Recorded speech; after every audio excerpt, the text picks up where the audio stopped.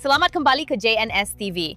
Minggu ini kita akan bercakap tentang sesuatu yang telah lama diperkatakan, yaitu memotong bantuan Amerika Syarikat kepada Israel. Ya, Anda dengar betul. Perdana Menteri Netanyahu mengumumkan dalam rancangan 60 Minutes pada hari Ahad bahwa Israel merancang untuk mengurangkan kebergantungan kepada Amerika Syarikat dalam tempoh 10 tahun akan datang dan akan menjadi benar-benar berdikari. Sebenarnya package bantuan kepada Israel sangat mengehatkan keupayaan Israel untuk menjual atau berkongsi teknologi dengan negara-negara lain.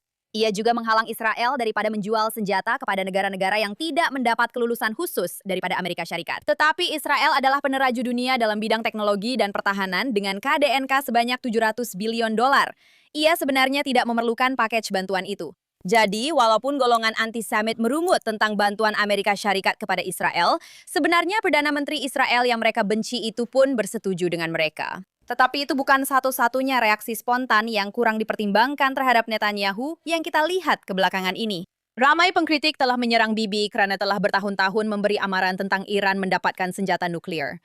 Namun perkara itu masih belum berlaku, seolah-olah itu membuktikan sesuatu. Baiklah, saya ingin ceritakan satu kisah kepada Anda. Minggu ini saya tidak bernasib baik kerana membaca salah satu artikel paling bodoh yang pernah saya lihat sejak kebelakangan ini. Dan sejujurnya ia benar-benar menggambarkan kekurangan pemikiran kritis yang sedang berlaku di Barat sekarang ini. Ia adalah sebuah artikel pendapat oleh seorang lelaki Yahudi Amerika, nampaknya mabuk dengan Marxisme, membuat sandiwara ke musim panas Yahudi telah menipu saya. Yang mana, baiklah, apa-apa sahajalah. Internet penuh dengan orang yang menyalahkan kaunselor mereka atas krisis identiti politik mereka sebagai orang dewasa. Tetapi tersembunyi di sebalik kehancuran ideologi ini adalah salah satu hujah paling tidak jujur yang sering diulang-ulang oleh orang ramai dengan penuh keyakinan, walaupun jelas mereka tidak tahu apa yang mereka perkatakan. Bahwa Netanyahu dan Israel telah mengatakan Iran hanya beberapa bulan sahaja lagi untuk memiliki senjata nuklir selama berdekad-dekad, namun Iran masih belum memilikinya. Oleh itu, Netanyahu atau Israel pasti sedang berbohong. Dan orang ramai mengatakan perkara ini seolah-olah ia adalah satu tamparan hebat, atau mereka telah membongkar pembohongan Israel. Tetapi pikirkan betapa tidak masuk akalnya logik ini jika Anda renungkan lebih daripada 5 saat. Rejim Islam tidak memperoleh bom nuklir kerana orang ramai sentiasa menghalang mereka. Itulah bahagian yang selalu genius ini sengaja abaikan.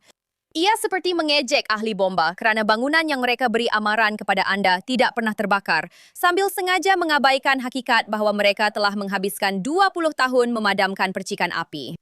Ya, itu bukanlah hujah yang Anda sangka. Namun begitu, orang seperti Tucker Carlson atau Cenk Uygur tetap mengulanginya, seolah-olah ia membuktikan sesuatu. Satu-satunya perkara yang ia buktikan ialah otak mereka sudah rosak dan tidak dapat memahami apa yang telah dilakukan untuk melambatkan usaha rejim mendapatkan bom. Tetapi semua ini tidak mengejutkan apabila Anda dengar celoteh yang hampir melucukan daripada Tucker Carlson dan Grand McGruber Megyn Kelly minggu ini tentang bagaimana Israel akan terpaksa menggunakan senjata nuklear jika bantuan kepada Israel dihentikan. Lihatlah. Israel tidak akan mampu mengekalkan sekatan atau mempertahankan dirinya selama 24 jam tanpa tentera Amerika Syarikat bernilai 1,5 trilion dolar yang menyokongnya dan menguatkuasakan jaminan pertahanan jangka panjang yang kita ada dengan Israel. Jika perkara itu hilang, Israel hanya ada 2 pilihan. Sama ada ia akan menghadapi penghapusan atau ia akan menggunakan senjata nuklear. Jadi itulah keadaan kita tanpa kerajaan Amerika Syarikat menyokong Israel. Titik noktah. Jadi sesiapa yang memberitahu anda Israel akan buat ini, Israel akan buat itu. Israel tidak mempunyai keupayaan untuk mempertahankan dirinya sendiri. Titik noktah. Dan sesiapa sahaja yang bekerja di Pentagon yang akan bercakap dengan anda secara jujur, secara tidak rasmi, akan menerangkannya kepada anda dengan sangat terperinci. Israel tidak akan melakukan semua ini. Ia tidak akan mempunyai perang di 6, 8 atau 10 medan atau apa sahaja jenis perang di pelbagai medan yang mereka sedang jalankan sekarang. Semua itu tidak akan mungkin berlaku tanpa tentera AS, anggota perkhidmatan AS yang terkorban bagi pihak mereka dan wang cukai rakyat AS yang membiayai keseluruhan perkara itu. Jadi itulah hakikatnya. Saya minta maaf. Apa? Terdapat begitu banyak andaian yang tidak benar untuk dijelaskan di sini. Semuanya dalam masa kurang daripada 1 menit. Pertama sekali, Israel tidak pernah mengancam untuk menghapuskan negara lain dari muka bumi. Israel bukanlah rejim yang menggantung orang dari kren. Mereka bukanlah rejim yang menjajah separuh Timur Tengah melalui tentara proksi pengganas. Ia bukanlah rejim yang membiayai Hezbollah, Hamas, Houthi, milisia Syiah di Irak, Jihad Islam Palestina, Hamas, serta sel pengganas lain di luar negara. Republik Islam Iranlah yang melakukannya. Ia adalah rejim Islam yang merupakan kediktatoran revolusioner yang ekspansionis, yang secara terbuka menyeru kepada pembunuhan beramai-ramai, melaksanakan hukuman mati secara besar-besaran terhadap rakyat sendiri, dan membiayai proksi pengganas di seluruh rantau ini. Namun entah bagaimana, negara yang semua orang sepatutnya takut ialah Israel. Sekarang, walaupun sesetengah orang memang bodoh, saya percaya Tucker dan Meghan sebenarnya lebih tahu, walaupun mereka mungkin tidak tahu isu tertentu ini. Tetapi mereka juga paham dengan jelas bahwa apa yang paling banyak mendapat klik dan penglibatan hari ini ialah menakut-nakutkan orang dengan sentimen anti-Israel atau sebenarnya anti-Yahudi. Dan itu sahaja keutamaan mereka kerana mereka melihat penonton Muslim yang tidak berpendidikan dan suka teori konspirasi sebagai potensi keuangan yang belum diterokai. Jadi, bukan sahaja Tucker dan Meghan salah. Mereka sebenarnya sedang menyebarkan maklumat palsu sambil memperdayakan penonton mereka sendiri. Sebagai contoh, apabila anda sedar betapa banyak usaha yang telah dilakukan untuk menggagalkan program nuklear Iran, sepanjang masa itu Israel sedang memberi amaran. Anda akan mula perasan bagaimana corak yang sama berulang dengan banyak tuduhan lain yang dibuat terhadap Netanyahu dan Israel. Dan malah sebahagian daripada komuniti antarabangsa juga terlibat dalam isu ini kerana mereka juga telah menghabiskan berdekad-dekad untuk melambatkan cita-cita nuklear Republik Islam itu. Pada awal 2000-an, pemeriksa IAEA telah membongkar aktiviti pengayaan rahsia rejim di Natanz dan bertindak balas dengan sekatan, termasuk sekatan perbankan, kawalan ekspor, dan sekatan teknologi. Rangkaian perolehan telah menjadi sasaran dan operasi sulit mula meningkat. Pada tahun 2010, serangan siber Stuxnet yang dikaitkan dengan Israel telah memusnahkan kira-kira 1.000 sentrifug di Natanz. Dan dalam tempoh yang sama, saintis nuklear Iran telah dibunuh satu demi satu. Masoud Ali Mohammadi, Majid Shahiari, Dariush Razani Nejad, Mustafa Ahmed Roshan. Senarainya masih panjang. Dan kemudian, kemudahan sentrifug mula meletup. Pada tahun 2020, sebuah letupan telah memusnahkan kemudahan pemasangan sentrifug canggih di Natanz, menyebabkan kerusakan besar. Pada tahun yang sama, Mohsen Farizadeh yang dianggap secara meluas sebagai arsitek program nuklear ketenteraan telah dibunuh di luar Teheran. Dan siapa boleh lupa operasi epik Mossad pada tahun 2018 apabila mereka menyusup masuk ke Teheran dan mencuri arsip nuklir rahasia rejim itu? Puluhan ribu file sulit yang membuktikan rejim itu telah berbohong selama bertahun-tahun mengenai dimensi ketenteraan cita-cita nuklearnya. Jadi, selepas bertahun-tahun sabotaj yang telah melambatkan program nuklear itu berulang kali selama beberapa bulan jika tidak bertahun-tahun. Diikuti oleh agen-agen Israel yang memasuki negara musuh, menembusi sebuah gudang rahasia, mencuri setengah tan bahan nuklear sulit, dan menyeludupnya keluar. Sebelum orang Iran sedar apa yang berlaku, orang ramai dalam talian masih cakap, kalau Iran benar-benar ancaman, bukankah mereka sudah mempunyai bom sekarang? Lihat, Netanyahu telah menipu kita. Ya, rejim itu tidak mempunyai bom hari ini kerana Israel terus menghalang mereka. Dan itulah sebenarnya maksudnya. Namun entah bagaimana selepas semua ini, masih ada orang seperti Tucker dan Meghan bercakap tentang Israel seolah-olah ia adalah parasit yang tidak berdaya, yang bergantung pada kemurahan hati Amerika. Ini membawa kita kembali kepada fantasi dalam talian yang lebih meluas, bahwa Israel hanya wujud hari ini kerana bantuan Amerika. Atau seperti yang Tucker katakan, bahwa Israel tidak dapat mempertahankan dirinya tanpa Amerika Syarikat. Sekali lagi, hanya seseorang yang benar-benar tidak tahu apa-apa tentang hubungan Amerika Syarikat Israel boleh mengatakan sesuatu yang begitu bodoh. Atau seseorang yang benar-benar penipu, seperti Anda tahu, Tucker Carlson. Israel tidak akan dapat mengekalkan sekatan atau mempertahankan dirinya selama 24 jam tanpa 1.5 triliun dolar Amerika Serikat. Tentera AS menyokong dan menguatkuasakan jaminan pertahanan jangka panjang yang kita ada dengan Israel.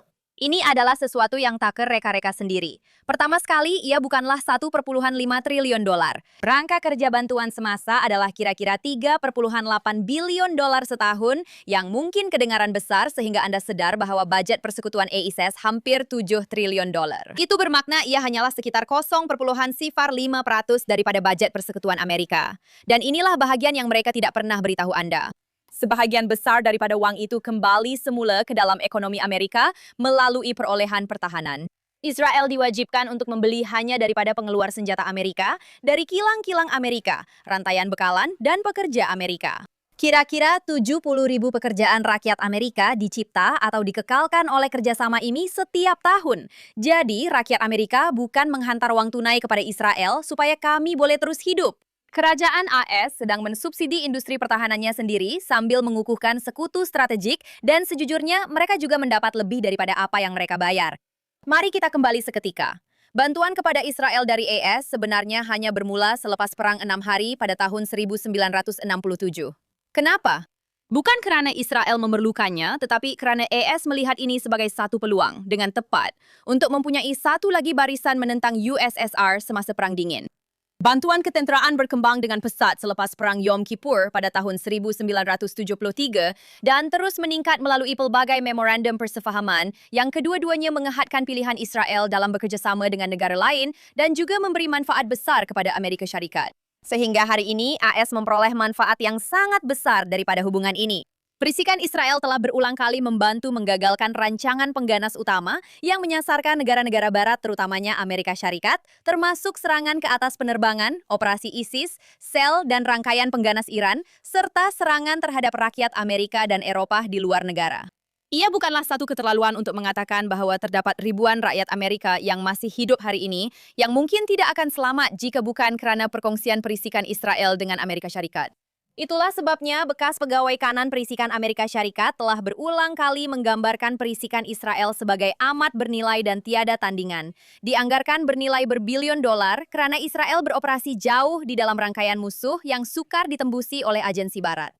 Jadi, apabila orang-orang bodoh seperti Tucker Carlson menjerit dalam talian, hentikan bantuan kepada Israel, sejujurnya, baiklah. Tiada lagi perkongsian perisikan, tiada lagi kerjasama menentang keganasan serantau, tiada lagi perkongsian inovasi medan perang, tiada lagi penyelarasan pertahanan peluru berpandu, tiada lagi sekatan ke atas ekspor senjata Israel. Berdasarkan politik semasa Washington kerana bertentangan dengan apa yang mereka fikirkan. Israel bukanlah negara tanggungan Amerika. Kami adalah sebuah negara berdaulat dan kami akan baik-baik saja tanpa Amerika Syarikat. Namun, Amerika Syarikat akan menjadi jauh lebih berbahaya tanpa Israel. Mitos yang disebarkan oleh Tucker ini bahwa Israel tidak boleh mempertahankan dirinya tanpa Amerika Syarikat langsung tidak berkaitan dengan realiti ketenteraan di lapangan. Kami memenangi perang di pelbagai medan pada tahun 1948 tanpa sebarang bantuan dari Amerika Syarikat selepas pengistiharan kemerdekaan kami. Dan jika kami memutuskan hubungan dengan Amerika Syarikat, siapa tahu mungkin kami sebenarnya dibenarkan untuk memenangi peperangan sekali lagi. Tanpa seorang presiden yang mengisytiharkan gencatan senjata, walaupun tiada apa-apa yang benar-benar berubah di lapangan. Jadi, ya Tucker, menamakan bantuan Amerika Syarikat kepada Israel adalah sesuatu yang sebenarnya diinginkan oleh ramai rakyat Israel. Tetapi tidak seperti analisis awak, jika itu boleh dipanggil analisis, itu karena kami tidak memerlukannya untuk terus mempertahankan diri kami. Kami juga tidak memerlukan Washington sentiasa cuba mempengaruhi dasar dan keputusan pertahanan Israel. Manfaat sebenar di sini ialah kedua-dua negara menjadi lebih cekap dan selamat apabila bekerja sama. Tetapi jika rakyat Amerika mahu mengikut jejak Islamis, seperti nasihat Tucker Carlson, silahkan. Semoga berjaya Amerika. Dan sekarang, bercakap tentang penagih kemarahan di internet yang berpura-pura layak berada dekat kuasa politik, mari kita bincangkan calon Kongres dan Bilzerian. Satu kisah yang begitu gila, ia hampir terasa seperti satu eksperimen media sosial untuk melihat sejauh mana tamadun boleh merosot sebelum orang akhirnya berkata, mungkin kita patut berhenti meletakkan psikopat internet dalam politik. Ada lelaki ini yang menjadi terkenal kerana dadah, senjata, perjudian, kebencian terhadap wanita dan tuduhan keganasan, berkelakuan seperti budak college yang hayal dengan wang tanpa had dan didakwa membayar pelacur untuk berpura-pura menyukainya. Seorang lelaki yang membina seluruh kejayanya berdasarkan budaya podcast bro bersama orang pelik seperti Andrew Tate. Dan sekarang dia mahu bertanding untuk Kongres menentang Randy Fine di Florida. Maaf, tapi inilah bahagian zaman internet yang benar-benar buat saya tak mampu hadam. Kita sudah sampai ke tahap di mana orang boleh membina seluruh kerjaya hanya dengan menjadi seorang yang tidak bermoral di internet. Kemudian bangun suatu pagi dan memutuskan, awak tahu tak? Saya mungkin patut bantu uruskan kerajaan AS. Tapi yang paling gila ialah Dan Bilzerian bukan sekadar seorang influencer bodoh biasa. Dia salah seorang pembenci Yahudi yang paling jijik dan terang-terangan di internet. Ini adalah seorang lelaki yang secara terbuka mengancam untuk membunuh rakyat Israel yang mengulangi hujah-hujah neonazi yang telah bertahun-tahun taksub terhadap orang Yahudi dan yang kini nampaknya mempunyai kegilaan ideologi pelik terhadap Islam. Sejujurnya, keseluruhan perkara ini terasa seperti melihat seseorang mengalami keruntuhan mental secara terbuka dalam masa nyata. Tetapi apa yang benar-benar menarik perhatian saya minggu ini ialah bagaimana neonazi lain pun mula kedengaran bimbang dengan Dan Bilzerian. Nick Fuentes, si pelampau neonazi kecil yang terkenal kerana bercakap dan mencetuskan kemarahan dalam talian, kini berada di sini. Mendakwa bahawa Dan Bilzerian sendiri menariknya ke tepi, menyuruhnya menyembunyikan telefonnya, membawanya ke bilik berasingan, dan mula bercakap tentang membunuh Menteri Israel serta tokoh Yahudi terkenal. Kemudian dia didakwa cuba merekrutnya untuk melawat Qatar. Sudah tentu, kita perlu mempertimbangkan sumber cerita ini. Kita sedang bercakap tentang Nick Fuentes.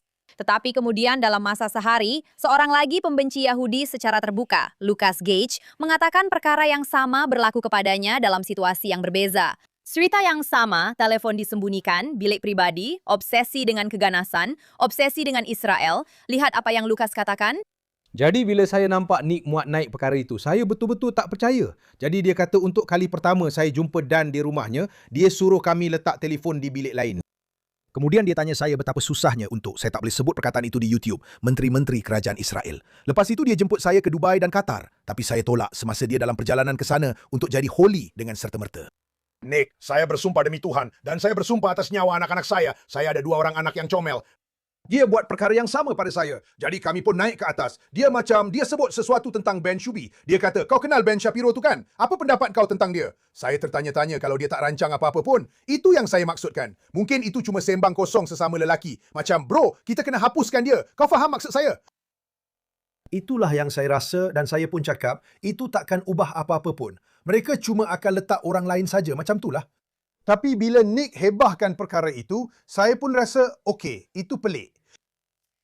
Sekarang, selain itu, ada juga orang ketiga yang sebenarnya tidak menyokong Nick atau Lucas, yang mengesahkan bahawa Fuentes memang ada menceritakan kejadian yang sama secara pribadi kepadanya pada masa ia berlaku. Jadi sekarang Anda ada beberapa orang yang menceritakan corak tingkah laku pelik yang sama. Dan sejujurnya, pada satu tahap, kita kena berhenti berpura-pura bahawa ini cuma cakap-cakap provokatif di internet. Sebab kalau ada seseorang yang secara terbuka bercakap tentang membunuh tokoh politik, yang secara terbuka berfantasi tentang membunuh rakyat Israel, mungkin, cuma mungkin, orang itu tak patut memegang jawatan awam. Panggil saya gila kalau nak. Apapun, bahagian paling pelik tentang semua ini ialah melihat kumpulan America First dalam talian yang sama tiba-tiba jadi obses dengan estetika Islamis adalah sesuatu yang memang dah dikaitkan rapat dengan gerakan ini sejak dari awal lagi. Sekarang Dan siap muat naik gambar dirinya membaca Al-Quran, memakai kefiyeh di Qatar, dan bercakap tentang bagaimana Islam itu bermoral. Malah dia kata dia suka orang Islam sebab mereka ada persaudaraan yang ikhlas dan tidak mementingkan diri sendiri. Sesuatu yang sangat melucukan, terutamanya bila datang daripada seorang lelaki yang membina seluruh jenamanya berdasarkan dadah, perjudian, keganasan, kebencian terhadap wanita, dan berkelakuan macam penyakit kelamin yang berjalan. Betul. Maksud saya, sejujurnya, satu-satunya pertempuran sebenar di dunia hari ini yang saya rasa patut diperjuangkan adalah, Anda tahu, memusnahkan Israel. Maksud saya akan mendaftar esok dan pergi ke sana, turun ke medan dan membunuh rakyat Israel. Itu akan menjadi hari yang hebat untuk saya. Saya akan daftar untuk kerahan tentera di mana-mana saja. Beri saya senapang dan hantar saya ke sana. Saya benar-benar percaya bahwa majoriti negara itu jahat dan mereka sedang melakukan pembunuhan beramai-ramai. Mereka telah menjalankan dasar apartheid. Mereka menindas rakyat Palestina. Mereka menyerang jiran-jiran mereka. Mereka bertindak seperti pengganas. Mereka sombong, tidak tahu berterima kasih, dan mereka perlu dihapuskan dari peta. Bercakap tentang orang yang sombong dan tidak tahu berterima kasih, saya tidak akan mengatakan siapa yang perlu dihapuskan dari peta kerana saya tidak menyeru keganasan terhadap sesiapapun. Tapi lelaki ini memang dia perlu diberi pengajaran. Dan lihat, ini penting kerana ia bukan hanya tentang Dan Bilzerian. Itu satu masalah. Dia hanyalah versi paling keterlaluan daripada satu tren yang lebih meluas. Kita ada pembenci Yahudi secara terbuka yang bertanding untuk jawatan di merata tempat di Amerika Syarikat. Maksud saya, Anda ada Zoran Mamdani memenangi kerusi Datuk Bandar di New York dan kita semua boleh lihat sekarang betapa buruknya keadaan itu untuk Bandaraya New York. Tapi Anda juga ada orang seperti Aber Khawas, calon DSA dan aktivis yang berkaitan dengan CARE yang memperkecilkan peristiwa 11 September yang kini bertanding untuk Dewan Perhimpunan Negeri di New York. Sudah tentu disokong sendiri oleh Mamdani. Ini apa yang dia katakan tentang peristiwa 11 September. Sistem kapitalisme, perkauman, ketuanan kulit putih dan juga Islamofobia semuanya telah digunakan untuk menjajah tanah, betul, untuk mengambil sumber daripada orang lain. Jadi ini adalah satu trajektori yang panjang dan kita hanya melihat manifestasi kesinambungan itu, betul, berkaitan dengan peristiwa 11 September. Jadi banyak kali apabila orang meminta kami untuk memberi respon tentang anda tahu satu serangan, betul? Bila jika anda lihat kembali secara sejarah, betul, anda tahu ramai antara kami berasal dari tanah yang pernah dijajah. Tanah di mana peperangan sedang berlaku, betul? Selalunya disebabkan oleh dasar Amerika Syarikat atau dasar-dasar di Eropah. Jadi, saya dapati bahawa kita boleh berhubung melalui perkara itu. Tetapi juga idea bahawa kita perlu meminta maaf atas serangan pengganas yang dilakukan oleh beberapa orang sahaja. Dan kemudian, tiada permohonan maaf atau pampasan untuk pembunuhan beramai-ramai dan perhambaan dan sebagainya adalah sesuatu yang saya rasa sangat tidak boleh diterima. Perhambaan. Salah satu daripada segelintir tempat di mana perhambaan moden masih wujud adalah di dunia Arab Muslim. Tapi anda tahu saya menyimpang. Itu episod lain sepenuhnya kita akan bincangkan nanti. Sementara itu, kembali kepada Dan Bilzerian yang muncul macam bos akhir kebodohan internet yang hayal kokain. Dan jika anda ingin faham betapa teruknya lelaki ini sebenarnya, saya ingin main satu permainan menarik. Siapa yang berkata, pengganas Islamis atau Dan Bilzerian? Mari kita lihat jika anda boleh teka. Petikan pertama. Saya sanggup bertaruh seluruh nilai bersih saya bahwa jumlahnya kurang daripada 6 juta. Matematiknya tak masuk akal. Kalau anda teka Dan, anda betul. Itu Dan Bilzerian yang terlibat dalam penafian Holocaust. Atau yang seterusnya ini. Saya percaya ketuanan Yahudi adalah ancaman terbesar kepada dunia hari ini. Kebanyakan masalah hari ini disebabkan oleh ketuanan Yahudi. Apa pendapat Anda? ISIS atau Dan Bilzerian? Sukar untuk dipastikan, tetapi yang ini ialah Dan. Yang ini dipendekkan kepada maksud utama, kita mesti menyerang setiap orang Yahudi di muka bumi. Percaya atau tidak, yang ini bukan Dan. Sebenarnya ia adalah petikan daripada seorang komander Hamas, Fatih Hamad. Tetapi seperti yang Anda lihat, retoriknya hampir tidak dapat dibezakan.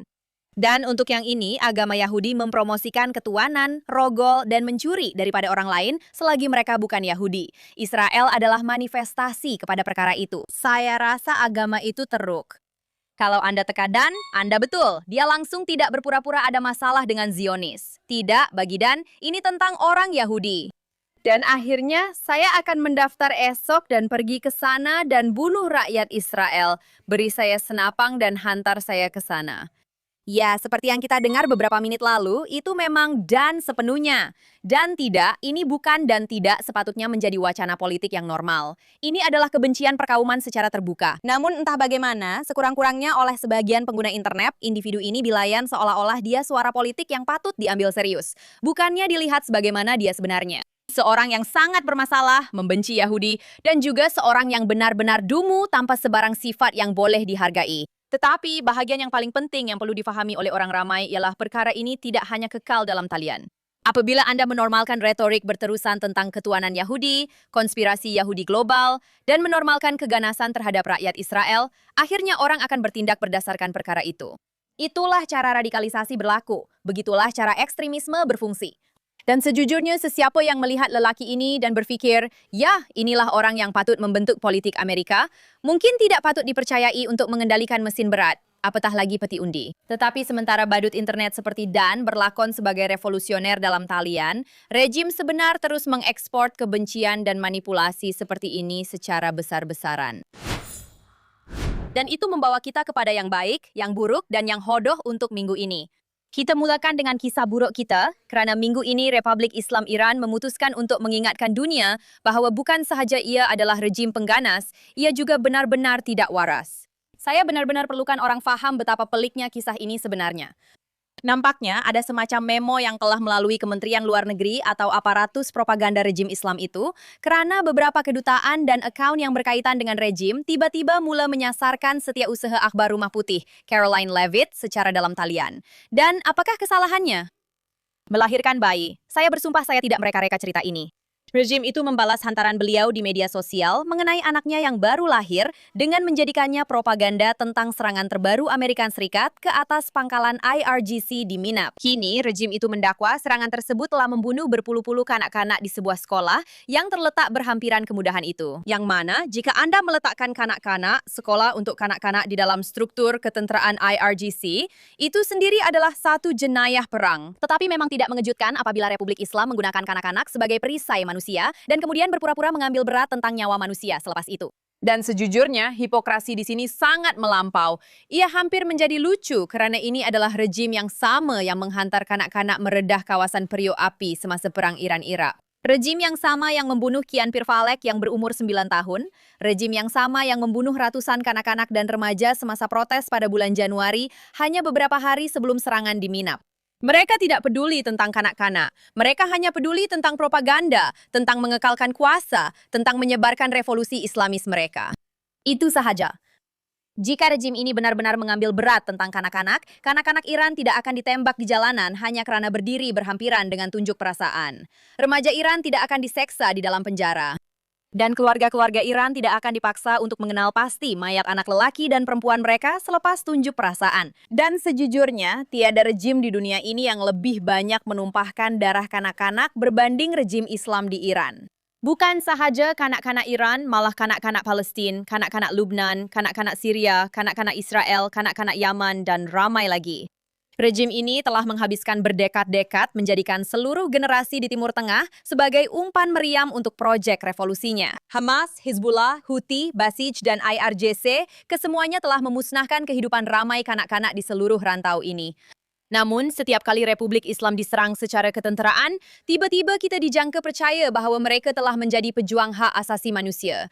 Ia sangat tidak masuk akal. Dan ini juga adalah sebahagian daripada tren yang lebih besar yang orang ramai perlu beri perhatian.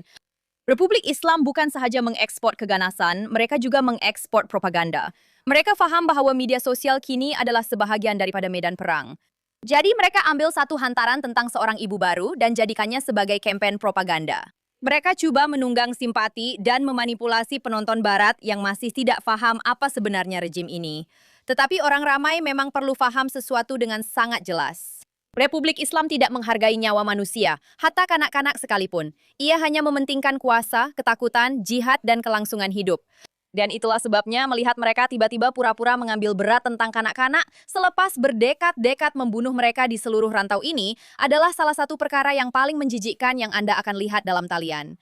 Republik Islam bukan sekedar sebuah kerajaan. Ia adalah sebuah kultus maut yang berteraskan ideologi dengan rangkaian kedutaan untuk mempromosikannya. Dan sekarang untuk kisah buruk minggu ini, kerana minggu ini Australia mengingatkan dunia apa yang berlaku apabila negara-negara barat menghabiskan bertahun-tahun berpura-pura bahawa radikalisasi hanyalah kepelbagaian budaya. Australia kini sedang berdepan dengan kesan daripada isteri-isteri ISIS yang pulang ke tanah air selepas menyertai salah satu organisasi pengganas paling sadis di dunia. Dan kini, sebahagian daripada mereka sedang menghadapi perbicaraan atas jenayah terhadap kemanusiaan yang berkaitan dengan perhambaan seorang wanita Yazidi, bersama dengan jenayah-jenayah ISIS lain yang mengerikan. Kini, pihak berkuasa Australia mendakwa bahawa 2 daripada wanita tersebut terlibat dalam menahan seorang hamba wanita Yazidi di dalam rumah keluarga mereka di Syria yang dikuasai ISIS, selepas wanita itu didakwa dibeli dengan harga $10,000. Itulah yang sedang kita bincangkan di sini. Ini bukan kelab buku. Ini adalah ISIS, sebuah kultus maut Islamis yang bersifat genosid dan membantai orang awam, memperhambakan wanita secara seksual dan memenggal kepala orang di depan kamera, serta membunuh minoriti agama di seluruh Irak dan Syria. Namun Australia masih membenarkan mereka pulang ke Australia. Dan lihatlah betapa bersyukurnya mereka. Kenapa awak sampai ke EN? Kenapa awak kahwin dengan pengganas ISIS? Ya, perempuan murahan. Adakah anak-anak awak pernah dibawa undang-undang? Lepaskan saya! Adakah awak mempunyai pilihan? Cakaplah dengan saya dan saya akan cakap dengan awak, okey? Apa yang awak nak buat? Apa yang awak akan buat sekarang? Memang berkelas. Samseng Islamis memanggil seorang wartawan Australia sebagai perempuan murahan kerana menjalankan tugasnya. Orang-orang ini adalah sampah masyarakat yang paling teruk. Dan saya tidak faham kenapa Australia membenarkan sarkas seperti ini berlaku sejak awal lagi. Maksud saya, apa sebenarnya tentang menyertai ISIS yang menunjukkan seseorang itu berkongsi nilai-nilai Australia atau mempunyai rasa hormat terhadap undang-undang, budaya, atau tamadun Australia? Tetapi kebodohan itu tidak berhenti di situ. Apabila para tertuduh muncul di mahkamah, mereka enggan berdiri sebagai tanda hormat kepada hakim, menyebabkan mereka serta-merta dianggap menghina mahkamah, yang sejujurnya sangat menggambarkan keseluruhan masalah di sini. Negara-negara barat terus membawa masuk, atau dalam kes ini, membawa balik semula orang yang secara terbuka membenci nilai-nilai barat dan kemudian terkejut apabila nilai-nilai itu tidak dihormati. Namun, berulang kali, negara-negara barat masih sukar untuk mengakui sesuatu yang sangat mudah. Ideologi itu penting, dan proses radikalisasi juga penting. Selama bertahun-tahun, terdapat naratif media yang pelik bahawa isteri-isteri ISIS hanyalah gadis-gadis yang tersilap langkah dan terpengaruh di media sosial. Maaf, tetapi pada satu tahap, tanggung jawab pribadi perlu diambil kira di sini. Anda tidak akan berpindah ke seberang dunia untuk menyertai ISIS tanpa mengetahui apa itu ISIS. Dan inilah sebabnya mengapa begitu banyak negara barat kini kelihatan benar-benar tidak bersedia untuk menghadapi konflik ideologi yang mereka hadapi secara dalaman. Kerana mereka menghabiskan bertahun-tahun menganggap setiap tanda amaran sebagai sikap prejudis dan Islamofobia, bukannya mengambil masalah itu dengan serius. Berpura-pura bahwa ekstremisme Islamis tidak wujud telah menjadi salah satu ilusi barat yang paling memudaratkan dalam 20 tahun terakhir. Dan kini Australia sedang berdepan dengan akibat daripada ilusi itu secara langsung. Kerana persoalannya di sini bukan sekadar apa yang Anda lakukan dengan istri-istri ISIS. Soalan sebenar ialah bagaimana masyarakat barat menjadi begitu lemah, dipenuhi rasa bersalah, dan begitu takut untuk menyinggung perasaan orang lain, sehingga mereka berhenti mempertahankan tamadun mereka sendiri sejak awal lagi. Dan akhirnya, kisah baik minggu ini, kerana selepas seminggu penuh dengan kebodohan internet, propaganda, istri-istri ISIS, dan abang-abang podcast yang berlagak seperti ahli politik, adalah penting juga untuk mengingatkan orang ramai apa yang sebenarnya dilakukan oleh negara-negara sebenar. Sementara separuh internet sibuk menjerit tentang Israel dalam talian, Israel nampaknya secara senyap-senyap mengendalikan pangkalan hadapan Rusia di dalam Irak semasa perang dengan Iran. Dan kisah ini memang betul-betul gila. Menurut maklumat yang baru didedahkan, Israel telah menubuhkan sebuah pangkalan rahsia di barat Irak yang digunakan untuk menyokong operasi menentang Republik Islam semasa perang itu. Kini, pangkalan itu dilaporkan menempatkan pasukan khas, peralatan logistik, serta pasukan mencari dan menyelamat yang ditempatkan di sana sekiranya juru terbang Israel ditembak jatuh di dalam wilayah Iran. Jadi, Israel bukan sahaja menjalankan operasi jarak jauh terhadap rejim itu, malah turut membina infrastruktur yang diperlukan untuk menyelamatkan anggota sekiranya sesuatu berlaku di kawasan musuh yang jauh di dalam. Dan disinilah cerita ini menjadi semakin luar biasa. Menurut laporan dalam Wall Street Journal, operasi itu hampir terbongkar selepas seorang penggembala tempatan Irak menyadari aktiviti luar biasa berhampiran lokasi tersebut. Penggembala itu memaklumkan kepada pasukan keselamatan Irak yang kemudian mula bergerak ke kawasan tersebut untuk menyiasat. Pada ketika itu, hanya beberapa minggu sebelum perang, Israel terpaksa melancarkan serangan terhadap pasukan Irak yang sedang menghampiri untuk melindungi operasi dan mengelakkan pangkalan daripada terdedah. Jadi kami mempunyai pasukan khas Israel yang beroperasi di dalam Irak, sebuah hub logistik rahasia yang menyokong operasi menentang rejim di Iran. Anggota mencari dan menyelamat bersiap sedia untuk kemungkinan juru terbang terkandas selepas pesawat mereka ditembak jatuh, serta risikan massa nyata dan kuasa udara digunakan untuk mempertahankan keseluruhan operasi. Sebelum orang ramai pun tahu ia wujud. Inilah realiti sebenar bagaimana Israel mempertahankan dirinya di Timur Tengah. Dan apa yang saya rasa penting tentang kisah ini ialah ia mengingatkan orang ramai tentang sesuatu yang sering dilupakan oleh internet apabila berkaitan dengan Israel. Kami tidak mempunyai ruang untuk gagal. Apabila Israel berperang, ia perlu merancang untuk segala-galanya. Bukan sahaja bagaimana untuk menyerang sasaran, tetapi juga bagaimana untuk menyelamatkan juru terbang, bagaimana untuk mengeluarkan anggota operasi, bagaimana untuk menyelamatkan tebusan, dan bagaimana untuk membawa pulang rakyatnya jika mereka terperangkap di dalam wilayah musuh. Etos itu meresap ke seluruh masyarakat Israel, begitu juga dengan budaya keselamatan Israel. Dan ia juga merupakan salah satu perbezaan moral terbesar antara Israel dan rejim yang dilawannya. Hamas bersembunyi di sebalik orang awam. Rejim Islam menghantar kanak-kanak meredah ladang periuk api dan membiayai proksi pengganas di seluruh rantau ini. ISIS memperhambakan wanita, menyembelih golongan minoriti. Tetapi Israel melaburkan sumber yang besar dalam operasi menyelamat, keupayaan membawa keluar anggota, dan membawa rakyatnya pulang dengan selamat. Dan sebelum kita tamatkan, saya juga ingin menegaskan bahwa kisah ini juga adalah peringatan yang sempurna tentang betapa palsunya kebanyakan analisis dalam talian sebenarnya. Orang dalam talian bercakap tentang perang seolah-olah ia adalah permainan video atau perdebatan podcast. Mereka merumuskan perkara menjadi tanda pagar atau meme, dan kebanyakannya hanya kemarahan yang dibuat-buat. Tetapi operasi keselamatan sebenar adalah seperti ini. Senyap, rumit, berisiko tinggi, dan dijalankan oleh orang yang tahu bahwa jika mereka gagal, nyawa manusia sebenar akan terkorban. Walaupun apa sahaja yang orang katakan tentang Israel dalam talian, apabila keadaan menjadi buruk di Timur Tengah, apabila operasi perlu dijalankan di kawasan musuh, atau apabila seseorang perlu diselamatkan di bawah tembakan, ada kemungkinan besar bahawa ejen Israel sudah pun berada di sana.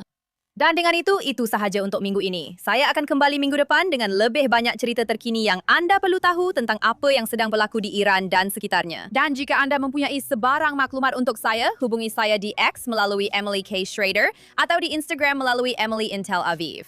Sehingga itu, kita jumpa minggu depan di JNS TV.